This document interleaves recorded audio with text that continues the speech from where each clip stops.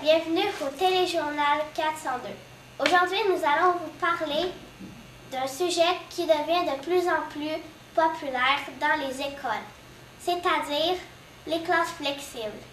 Nous allons rencontrer les élèves du groupe 402 de l'école Saint-Théodore de Tracy qui vont nous aider à mieux comprendre ce phénomène. Dans une classe flexible, l'enseignant laisse beaucoup de contrôle à ses élèves, tant au niveau du choix des activités d'apprentissage que du choix de l'espace de travail. Les nombreux postes de travail offerts permettent à l'élève d'adopter différentes postures.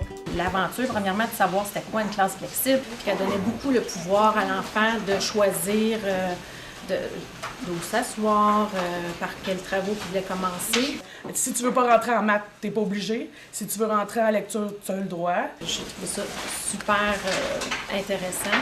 Lorsque les élèves entrent à l'école le matin, ils déposent leur manteau dans leur casier. Ils prennent leur pochette dans laquelle tous leurs cahiers sont rassemblés. Madame Geneviève donne les consignes et invite les élèves à entrer en classe. Chaque élève est responsable de déposer son matériel au bon endroit.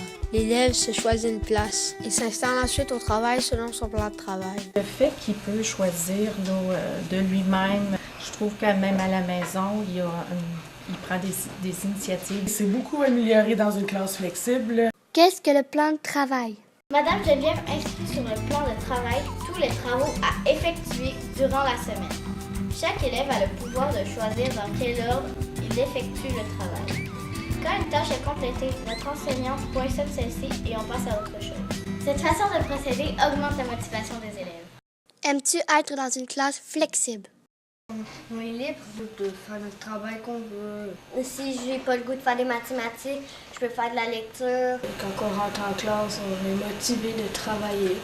Oui, parce qu'on peut s'asseoir à différents endroits. Une journée, tu veux être à la table haute et l'autre journée, tu veux être à la table basse, tu peux changer de place.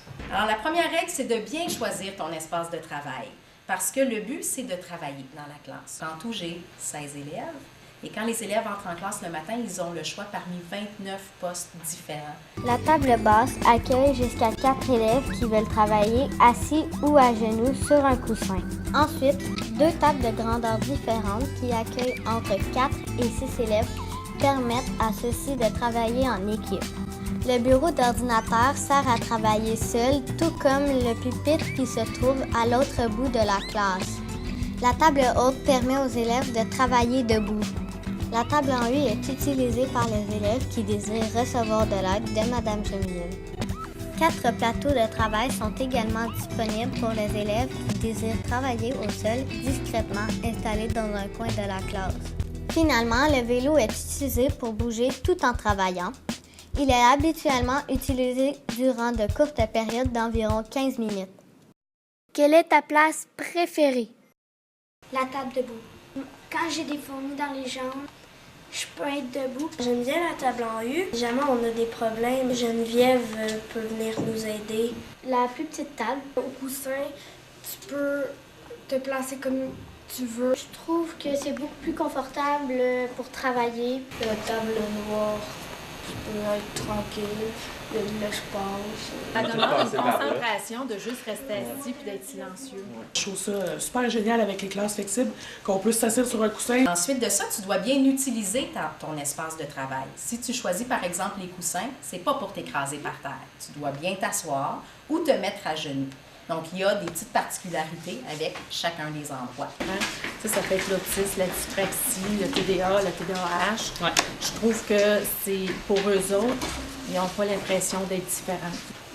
C'est un grand pas dans l'évolution de l'éducation, des classes flexibles. Mon enfant, là, depuis qu'il a commencé sa classe flexible, le matin, il part, il a le sourire, il revient le soir, il est tout content. Puis en plus, il a hâte de venir faire ses devoirs le soir.